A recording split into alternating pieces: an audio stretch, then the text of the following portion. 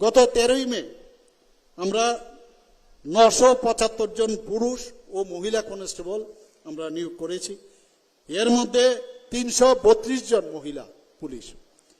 রাজ্য সরকার আরো 916 police constable নিয়োগের আমরা অনুমোদন দিয়েছি, সেগুলো নিশ্চয়ই হবে।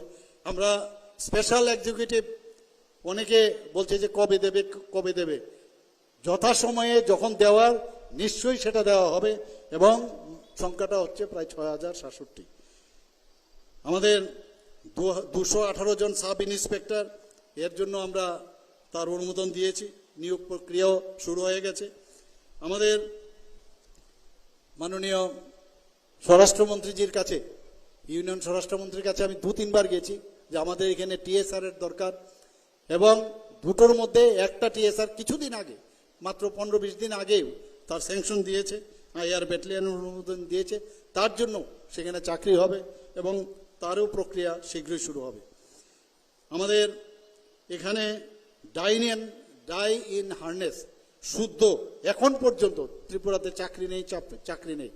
আমি যারা এই বিষয়ে আওয়াজ তোলেন তাদের গোচরে আনার জন্য বলবেন না। আর আমরা ডাটা নিয়ে কথা বলছি, প্রায় 19,262 জন বিভিন্ন দপ্তরে এখন পর্যন্ত এই সরকার আসার পর 2018 থেকে এখন পর্যন্ত আমরা এই 19,262 জনকে চাকরি দিয়েছি।